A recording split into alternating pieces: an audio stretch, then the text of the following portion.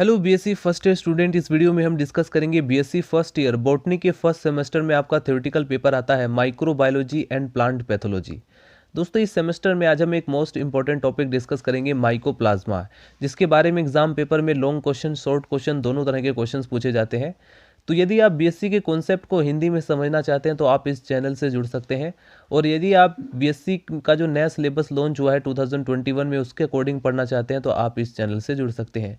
चलिए वीडियो को स्टार्ट करते हैं, डिस्कस करते हैं माइकोप्लाज्मा के बारे में। तो माइकोप्लाज्मा से रिलेटेड कुछ इंपॉर्टेंट फैक्ट यहाँ पर लिखे गए हैं जिसे आप नोट डाउन कर सकते हैं। सबसे पहला फैक्ट है इनकी डिस्कवरी से रिलेटेड। जैसे नोकार्ड और रॉक्स, ये दो ऐसे साइंटिस्ट थे जिन्होंने 1898 में इनकी खोज पशुओं के प्लीरोन्यूमोनिया रोग के रोग कारक यानी कॉजेटिव एजेंट के रूप में की। उन्होंने इसको कल्चर मीडियम में यानी जो संवर्धन माध्यम होता है उसमें उगाने में सफलता प्राप्त की। नंबर सेकंड फैक्ट है यह एक कोशिकीय यानी यूनिसेल्यूलर और अचल यानी नॉन मोटाइल होता है और प्रोकैरियोटिक होता है और वृद्धि तथा जनन में सक्षम होता है। ये ग्रोथ भी करता है और रिप्रोडक्शन भी करता है। एक बार फिर से मैं इन सभी पॉइंट को आप नोट डाउन करेंगे। सबसे पहला पॉइंट क्या था कि ये जो माइकोप्लाज्मा होते हैं ये यूनिसेल्यूलर होते हैं यानी सिंगल सेल के बने होते हैं। दूसरा पॉइंट है ये अचल होते हैं यानी ये चलने में सक्षम नहीं होते हैं, राइट। ये एक जगह से दूसरी जगह चलने में सक्षम नहीं होते, इनका लोकोमोशन नहीं होता है। दूसरा पॉइंट, ये प्रोकैरियोटिक होते हैं। जैसे कि हमें पता है कि हम सेल को दो कैटेगरी में या दो भागों में डिवाइड कर देते हैं, प्रोकैरियोटिक एंड यूकैरियोटिक। यूकैरियोटिक ज़्यादा डेवलप होती है, प्रोकैरियोटिक थोड़ा कम डेवलप होती हैं, तो इन्हें प्रोकैरियोटिक सेल के अंदर रखा गया। ग्रोथ तथा रिप्रोडक्शन में ये सक्षम होते हैं यानी वायरस से ज़्यादा ये सक्षम होते हैं। यानी कि अगर आप वायरस का और माइकोप्लाज्मा का कंपैरिजन करेंगे तो आप पाएंगे माइकोप्लाज्मा ज़्यादा डेवलप होता है। इसके बाद नंबर थर्ड पॉइंट, इसमें कोशिका भित्ति का अभाव होता है। माइकोप्लाज्मा में सेल वॉल का अभाव होता है यानी कि सेल वॉल इसमें अब्सेंट रहती है, इसलिए इसका जो आकार होता है, इनका जो शेप होता है वो इरेगुलर होता है, अनियमित होता है, राइट। क्योंकि जब जिसकी यहाँ पर सेल वॉल नहीं होती उसका डेफिनेट शेप नहीं पाया जाता है। ये पॉलीमॉर्फिक होते हैं, बहुरूपी होते हैं। इनको जो है सूक्ष्मजीवी संसार का जोकर यानी जोकर्स ऑफ माइक्रोबायोलॉजिकल वर्ल्ड कहा जाता है। इसके बाद नेक्स्ट पॉइंट है, ये जीवाणुरोधी यानी बैक्टीरिया प्रूफ फिल्टर से निकल जाने में सक्षम होते हैं। यानी कि ऐसे फिल्टर जिनसे बैक्टीरिया को आप छान सकते हैं, बैक्टीरिया को आइसोलेट कर सकते हैं, ये ऐसे फिल्टर से आसानी से पास हो जाते हैं तथा इनको कल्चर मीडियम में उगाया जा सकता है।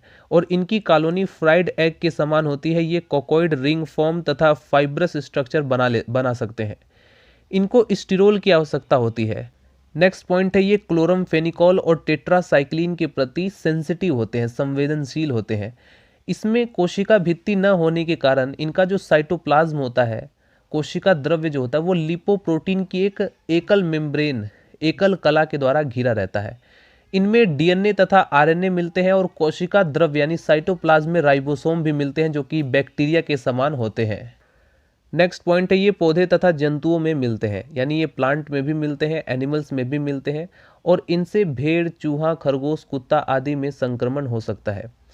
मृतजीवी रूप से यानी सेप्रोफाइटिक रूप से ये मृदा में यानी सोइल में, डेड ऑर्गेनिक मटेरियल में, वहित मल आदि में मिल सकते हैं। पौधों में ये फ्लोएम की जो चालनी नलिकाएं होती हैं, शीव ट्यूब्स होती हैं, तथा फ्लोएम में पैरेन्काइमा में मिल सकते हैं। इनका जो संचरण होता है, ट्रांसमिशन होता है, वो लीफ होपर से हो सकता है। इनमें एलिमेंट्री बॉडीज मिलती हैं जो जननक्षम रचनाएं होती हैं और इनका व्यास 80 to 200 nm हो सकता है। इसकी पहचान सीरोलॉजिकल लक्षणों के आधार पर, सीरोलॉजिकल कैरेक्टर्स के बेस पर होती है। यहाँ पर आप देख सकते हैं माइकोप्लाज्मा होमिनिस का जो व्यास होता है वो 0.33 माइक्रोमीटर तक होता है। क्लासिफिकेशन की बात करें तो पहले माइकोप्लाज्मा को एक कुल माइकोप्लाज्मेटेसी में रखा गया था, वर्ग मोलिक्यूट्स और गण माइकोप्लाज्मेटेल्स में रखा गया, राइट। तो इस गण में 3 कुल है। पहला कुल है माइकोप्लाज्मेटेसी जिसके अंदर माइकोप्लाज्मा है। दूसरा कुल है इसमें एकोली प्लाज्मेटेसी जिसमें एकोली प्लाज्मा रखा गया है। नंबर थर्ड जो कुल है वो है स्फीरोप्लाज्मेटेसी जिसमें स्फीरोप्लाज्मा रखा गया है। वंश जिनके संबंध निश्चित नहीं है, जेनेरा ऑफ अनसर्टेन एफिनिटीज, थर्मोप्लाज्मा और एनेरोप्लाज्मा। मॉलिक्यूट्स का क्लासिफिकेशन, मॉलिक्यूट्स का वर्गीकरण, वर्ग मॉलिक्यूट्स, गण माइकोप्लाज्मेटेल्स, कुल माइकोप्लाज्मेटेसी, एकोली प्लाज्मेटेसी, स्फीरोप्लाज्मेटेसी। ये जो माइकोप्लाज्मेटेसी होती है इन्हें वृद्धि के लिए स्ट्रोल की आवश्यकता होती है और जो एकोली प्लाज्मेटेसी होते हैं इन्हें वृद्धि के लिए स्टेरोल की आवश्यकता नहीं होती है, राइट। अगर आप देखें माइकोप्लाज्मेटेसी, इसके अंदर माइकोप्लाज्मा आता है, यूरीप्लाज्मा आता है, और एकोली प्लाज्मेटेसी के अंदर इसमें एकोली प्लाज्मा आता है। इसके बाद स्फीरोप्लाज्मेटेसी, ये हेलिकल जीव स्टेरोल वृद्धि के लिए आवश्यक होता है, और ये इसमें जो है स्फीरोप्लाज्मा आता है। अगर हम स्ट्रक्चर के बारे में, माइकोप्लाज्मा की संरचना के बारे में, माइकोप्लाज्मा कोशिका भित्ति रहित सबसे छोटे जीव होते हैं, यानी इसमें सेल वॉल एब्सेंट होती है, और ये होस्ट सेल के बाहर भी ग्रोथ कर सकते हैं और रिप्रोडक्शन कर सकते हैं। इनकी कोशिका का जो आकार होता है वो 0.1 से 0.25 माइक्रोमीटर तक होता है। ये जीवाणुरोधी फिल्टर से निकल सकते हैं। जिस फिल्टर से आप बैक्टीरिया को छान लेते हैं, बैक्टीरिया को आसानी से फिल्टर कर लेते हैं, आइसोलेट कर लेते हैं, उस फिल्टर से आसानी से पास हो जाते हैं। इनकी प्लाज्मा कला में स्टीरोल मिलते हैं जो कि इनकी ऑस्मोटिक लाइसिस से रक्षा करते हैं। माइकोप्लाज्मा ऑक्सीजीव है, कुछ विकल्पी अनॉक्सी जीव हो सकते हैं।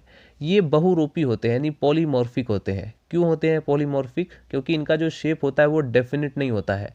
क्यों नहीं होता इनका शेप डेफिनेट? क्योंकि इन पर सेल वॉल एब्सेंट होता है, जिसकी वजह से ये अलग अलग रूपों में, अलग अलग शेप में मिलते हैं, इसलिए इसे कहा जाता है पॉलीमॉर्फिक, बहुरूपी। तथा कभी कभी कवक की भांति ये फाइब्रस, तंतुमय संरचना बनाते हैं। जैसे फंजाई तंतुमय फिलामेंटस स्ट्रक्चर बनाते हैं, ठीक इसी प्रकार से ये भी फिलामेंटस फॉर्म में कभी कभी मिलते हैं। Mycoplasma pneumonia primary typical pneumonia रोग उत्पन्न करती है। इनको वॉकिंग निमोनिया भी कहते हैं। माइकोप्लाज्मा के पोषण तथा डीएनए स्ट्रक्चर में विभिन्न जातियों में विविधता मिलती है, एक वेरिएशन मिलती है। इनकी कॉलोनी का जो आकार होता है वो लगभग 10 to 500 माइक्रोमीटर तक हो सकता है। इनकी कॉलोनी फ्राइड एग के समान हो सकती है। इनका जो सेंट्रल पार्ट होता है वो पेरीफेरल पार्ट की अपेक्षा गहरा तथा कभी कभी लेसी नेटवर्क बनाती है। माइकोप्लाज्मा में दृढ़ कोशिका भित्ति नहीं मिलती है। इनकी साइटोप्लाज्म प्लाज्मा मेम्ब्रेन से घिरा रहता है, राइट, क्योंकि अगर सेल वॉल एब्सेंट है तो इसमें जो प्लाज्मा मेम्ब्रेन होता है वो प्रेजेंट रहता है। ये जीव प्लियोमॉर्फिक होते हैं और इनमें गोल एलिमेंट्री बॉडीज होती है और इनका व्यास 1 माइक्रोन तक होता है। आमतौर पर इनमें 4 प्रकार की संरचनाएं मिलती हैं। नंबर फर्स्ट आता है एलिमेंट्री बॉडीज।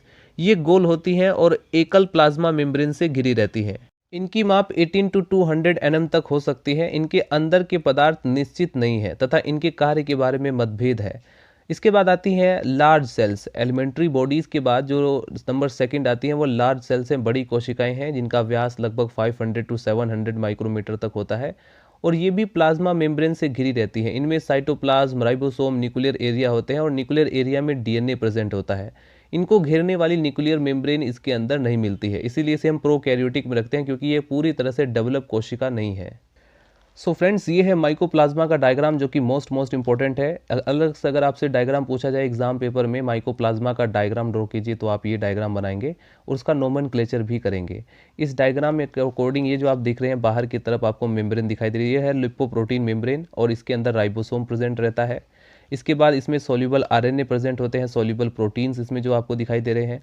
इसके बाद ये इनके अंदर मेटाबोलाइट्स होते हैं और डीएनए प्रेजेंट रहता है। तो ये माइकोप्लाज्मा का इस तरह से आप डायग्राम बनाएंगे। कई बार ऐसा होता है कि माइकोप्लाज्मा सिर्फ लिखा आता है शॉर्ट क्वेश्चन में, तो उस वक्त आपको डायग्राम भी बनाना है और एक्सप्लेनेशन भी देना है, आपको पूरे कंप्लीट मार्क्स मिलते हैं। इसके बाद आती है वेरी लार्ज सेल्स, राइट। हमने लार्ज सेल देखा, अब हम देखते हैं वेरी लार्ज सेल्स, बहुत बड़ी कोशिकाएं। ये विघटनकारी होती है, नॉन विएबल कोशिकाएं हैं। ये खाली या इनमें से अनेक वेसिकल्स हो सकती है और इनकी जो प्रकृति है वो स्पष्ट नहीं है। इनका डायग्राम आप देख सकते हैं, ये कॉलोनी का आकार है। ए में आप देख रहे हैं कॉलोनी, राइट, और बी और डी में कोशिका के विभिन्न आकार, ये अलग अलग शेप में मिलते हैं। जैसा कि मैंने आपको कहा कि माइकोप्लाज्मा में सेल वॉल एब्सेंट होता है, इसलिए इनका डेफिनिट शेप नहीं होता है, ये किसी भी आकार में मिलती हैं, इसलिए इन्हें पॉलीमॉर्फिक कहा जाता है। इसके बाद नंबर 4 पर जो स्ट्रक्चर आती है वो है फिलामेंटस स्ट्रक्चर। ये बड़ी फिलामेंटस स्ट्रक्चर है और इनका व्यास लगभग 60 to 75 nm तक हो सकता है। ये ट्रिपल लेयर्ड मेम्ब्रेन से घिरी रहती हैं और इनमें राइबोसोम के समान कण तथा डीएनए वाला न्यूक्लियर भाग होता है। तो अब हम डिस्कस करते हैं इसकी अल्ट्रा स्ट्रक्चर के बारे में, इसकी परा संरचना के बारे में। देखते हैं सबसे पहले इसकी यूनिट मेम्ब्रेन के बारे में। तो सभी कोशिकाएं प्लाज्मा मेम्ब्रेन से घिरी रहती हैं क्योंकि इसमें कोशिका भित्ति का अभाव होता है, इसमें सेल वॉल एब्सेंट होती है। झिल्ली की मोटाई लगभग 8 से 11 nm तक हो सकती है। एग्जाम्पल के रूप में आप देख सकते हैं माइकोप्लाज्मा गैलीसेप्टिकम, रासायनिक रूप से इसमें लगभग देखें तो 50 से 60% प्रोटीन होता है, 30 से 40% लिपिड्स होता है, 0.5 to 2% कार्बोहाइड्रेट होता है, 2.5% आरएनए होता है, 1% इसमें डीएनए होता है। जो मेम्ब्रेन होती है वो त्रिस्तरीय होती है, इसमें 3 लेयर्स होते हैं। इनमें बाईपोलर लिपिड परत भी पाई जाती है, लिपिड लेयर की जो है बाई लेयर भी इसमें पाई जाती है, जो दोनों तरफ से प्रोटीन से घिरी रहती है। इसमें कोलेस्ट्रॉल मिलते हैं, एग्जाम्पल परजीवी माइकोप्लाज्मा। देखिए ये है स्ट्रक्चर प्लाज्मा मेम्ब्रेन की, जिसमें स्टीरोल होता है, फॉस्फोलिपिड्स होते हैं एंड प्रोटीन मॉलिक्यूल्स भी इसमें होते हैं, ग्लाइकोलिपिड विद ट्राइसैकराइड रेजिड्यू, सारे इसमें स्ट्रक्चर के अंदर प्रेजेंट रहते हैं। आगे बढ़ते हैं। कोलेस्ट्रॉल का संश्लेषण नहीं होता है, इसको माध्यम से प्राप्त किया जाता है तथा इसको प्लाज्मा मेम्ब्रेन में संरचनात्मक इकाई स्ट्रक्चरल यूनिट की भांति शामिल किया जाता है। इसमें मेम्ब्रेन को संरचनात्मक विशिष्टता, एक स्पेसिफिसिटी मिलती है और प्रोटीन के कारण इन जीवों को एंटीजेनिक कैपेबिलिटी मिलती है। इसके बाद कैरोटिनॉइड का कार्य ज्ञात नहीं है, पूरी तरह से ये पता नहीं है इसका फंक्शन क्या होता है, फिर भी ऐसा समझा जाता है कि प्रोटोप्लाज्मा को ये डैमेज होने से बचाते हैं। राइबोसोम तथा आरएनए। राइबोसोम सभी प्रकार के माइकोप्लाज्मा में मिलते हैं और ये मुक्त रूप से साइटोप्लाज्म में फैले रहते हैं, परंतु कभी कभी पॉलीराइबोसोम के समूह में यानी एक ग्रुप में मिलते हैं और न्यूक्लियर एरिया में राइबोसोम रहित होते हैं। न्यूक्लियर एरिया में राइबोसोम रहित होता है तथा 70S टाइप के इसमें राइबोसोम मिलते हैं। इनमें 60% आरएनए और 40% प्रोटीन होता है। इसके बाद हम बात करते हैं माइकोप्लाज्मा में पाए जाने वाले न्यूक्लियर एरिया तथा जीनोम के बारे में। तो इसमें न्यूक्लियर मेम्ब्रेन अब्सेंट होती है, जैसा कि हमने पहले ही डिस्कस कर लिया है, तथा न्यूक्लियर डीएनए जो होता है वो सेंटर में स्थित होता है। इसका आकार 3 से 4 nm तक हो सकता है। डीएनए आरएनए का जो रेशियो है वो 2:1 का होता है और डीएनए के G+C 22 से 41%, परंतु जो माइकोप्लाज्मा न्यूमोनी के अंदर देखें तो 39 से 41% तक हो सकते हैं। इनमें एक क्रोमोसोम मिलता है, गुणसूत्र मिलता है, जिसका मोलिकुलर वेट 5 × 10⁸ to 5 × 10⁹ डाल्टन तक विभिन्न जातियों में डिफरेंट स्पीसीज में हो सकता है। अब हम बात करते हैं इंक्लूजन के बारे में, राइट। इंक्लूजन ये 2 प्रकार के हो सकते हैं। ये गोल होमोजीनियस 100 to 200 nm व्यास के तथा सेंट्रल के परिधि साइटोप्लाज्म में मिलते हैं। ये मेम्ब्रेन द्वारा घिरे हो सकते हैं तथा इसमें झिल्ली का अभाव होता है। द्वितीय प्रकार के इंक्लूजन वेसिकल्स तथा रिक्तिका के रूप में मिलते हैं और ये झिल्ली से घिरे रहते हैं। ये 1 से लेकर 10 तक मिल सकते हैं। माइकोप्लाज्मा जो होते हैं वो ग्राम नेगेटिव होते हैं और ये बडिंग के द्वारा और बाइनरी फिजन के द्वारा रिप्रोडक्शन करते हैं। तो ये मोस्ट इंपॉर्टेंट पॉइंट है कि माइकोप्लाज्मा कैसे रिप्रोडक्शन करते हैं, एक तो बडिंग के द्वारा, मुकुलन के द्वारा, और दूसरा बाइनरी फिजन के द्वारा। बीएससी फर्स्ट ईयर के अंदर काफ़ी ज़्यादा क्वेश्चन इस तरह से पूछा जाता है 2 नंबर में कि माइकोप्लाज्मा किस तरह के डिजीज़ फैलाता है, उसके नाम लिखिए। पौधों में कौन से डिजीज़ फैलाता है, तो उसके बारे में, डिजीज़ के बारे में भी आप ज़रूर लिखें। मनुष्य के रोग, माइकोप्लाज्मा जो होता है वो ह्यूमन में कौन सा डिजीज कोज करता है, ह्यूमन में क्या प्रॉब्लम क्रिएट करता है। माइकोप्लाज्मा से श्वसन तंत्र, हमारा जो रेस्पिरेटरी सिस्टम होता है, नर्वस सिस्टम जो होता है, यूरोजेनिटल जो सिस्टम होता है, उसमें कई तरह के डिजीज कोज ये करता है, राइट।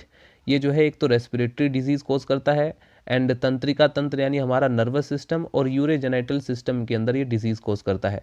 माइकोप्लाज्मा न्यूमोनी से हमें न्यूमोनिया डिजीज हो जाता है। माइकोप्लाज्मा होमिनी से प्लीरोन्यूमोनिया और यूरिथ्राइटिस होती है। जंतुओं के रोग, माइकोप्लाज्मा माइकोइड्स केटिल का प्लीरोन्यूमोनिया होता है। माइकोप्लाज्मा एग्लेक्टिया से भेड़ में एग्लेक्टिया होता है। इसके बाद प्लांट के अंदर ये कैसे कैसे डिजीज कोज करता है, तो बैंगन में लिटिल लीफ रोग, little leaf of brinjal and clover dwarf रोग एंड पपाया का बंची टॉप रोग और लेग्यूम का विच ब्रूम रोग और बनाना का लिटिल लीफ रोग और क्लावर का फिलोल रोग, ये कई तरह के डिजीज कोज करता है। इसका जो संचरण होता है, जो ट्रांसमिशन होता है, डोडर, ग्रास होपर आदि से हो सकता है। यहाँ पर आपको ध्यान रखना है, अगर इस तरह से क्वेश्चन पूछा जाए कि माइकोप्लाज्मा के द्वारा पौधों में होने वाले 2 रोगों का नाम लिखें, 2 डिजीज़ का नाम लिखें, तो आप लिख सकते हैं बैंगन में लिटिल लीफ ऑफ ब्रिंजल, जो ब्रिंजल का लीफ होता है वो छोटे रह जाते हैं इसकी वजह से, और क्लोवर ड्वार्फ रोग। इस तरह से आप कोई 2 डिजीज़ वहाँ पर लिख सकते हैं। Thank you so much watching this video. Next video के अंदर हम नेक्स्ट टॉपिक डिस्कस करेंगे।